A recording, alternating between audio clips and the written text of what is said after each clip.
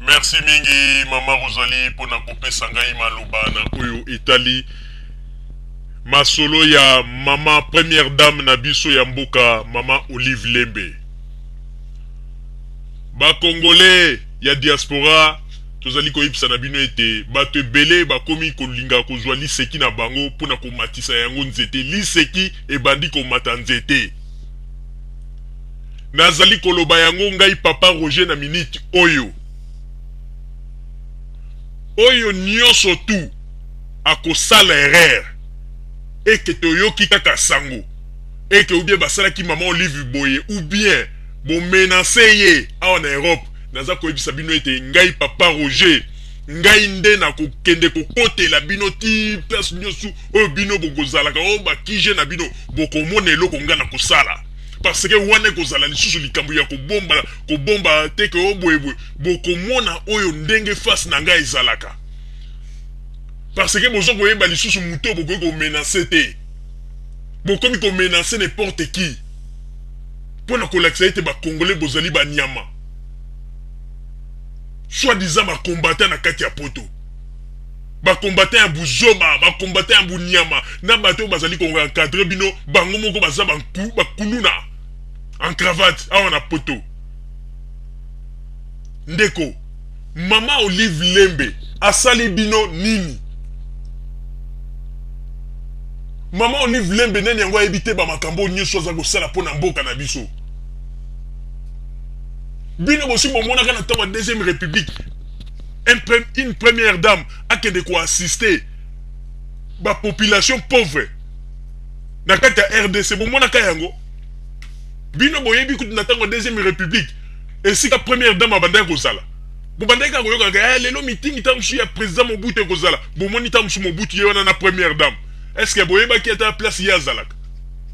Bobandaki komona pamba lelo Mama Olive quand même aza koassiste bato kokendeki auprès ya peuple kosolola na bapeuple simplicité ya ndenge wana.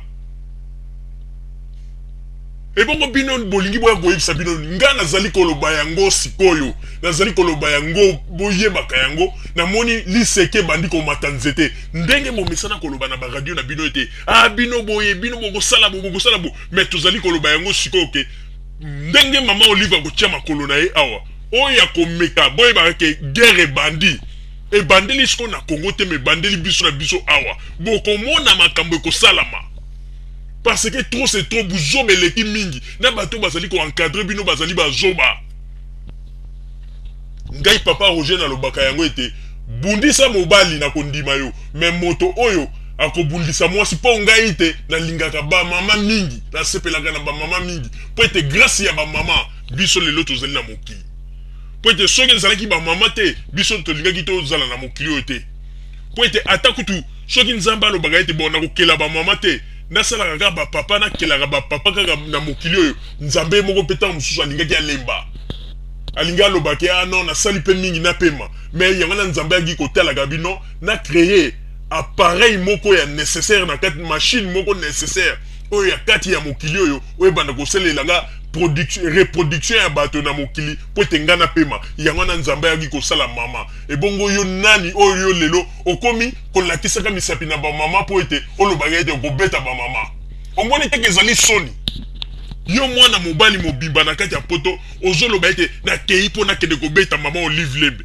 Est-ce que ozokanisa biloko ozali koloba?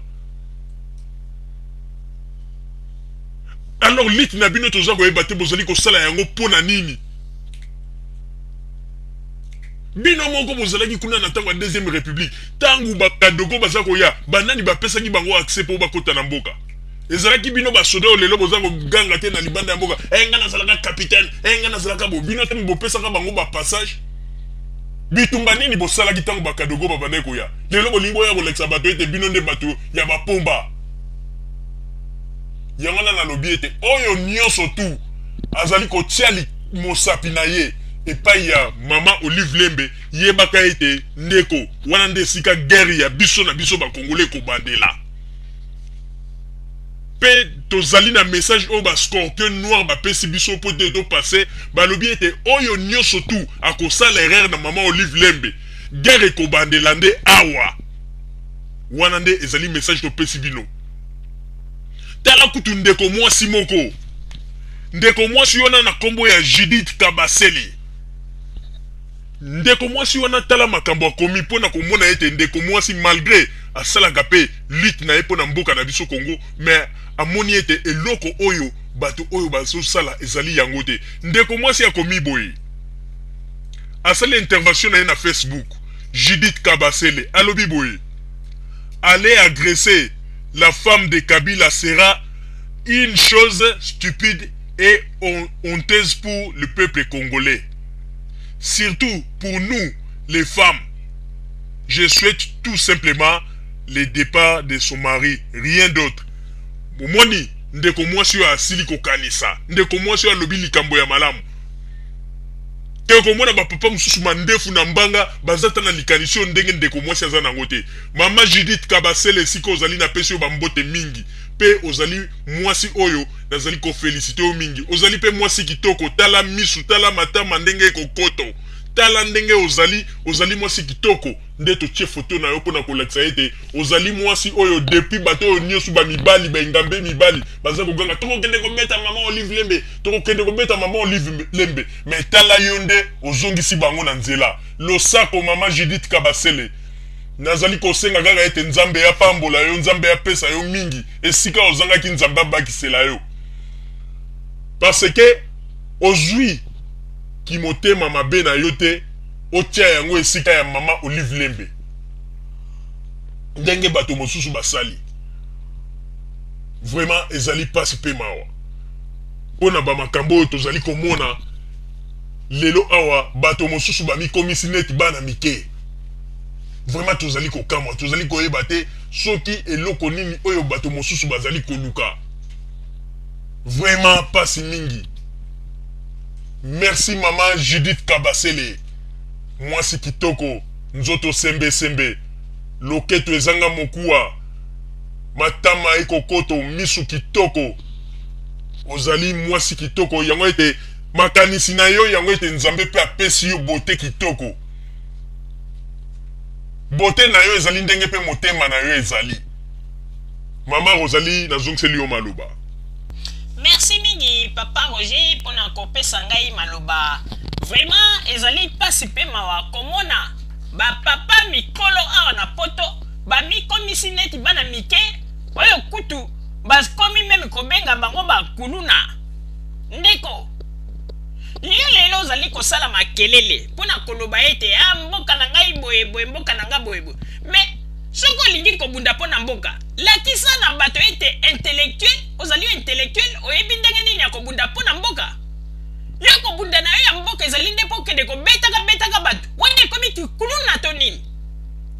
Éducation yango nde to makambo yango bazali kolakisa bino pona kobunda mboka pona mboka ya kobetaka mde bato.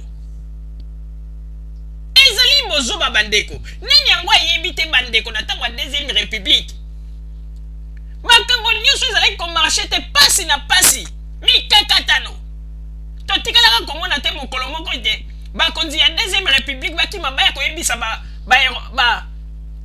diaspora congolaise awa na poto bandeko ndenge ezali wana ba musicien congolais bazali ko soutenir Mobutu boyebisa bango bopesa bango embargo bayaka kosusu kobeta awa te.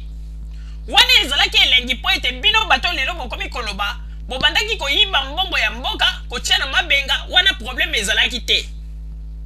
Sikoyo lokola makangeli bino bamabulu ya mbongo bobandaki koyiba kuna na Congo bokomi koya koyebisa bato ete wera abeta te, jiba abeta te, papa wimba abeta wa te, kofi abeta te. Bokomi kolekisa bato bino nde bokomi ba donneur ya leçon.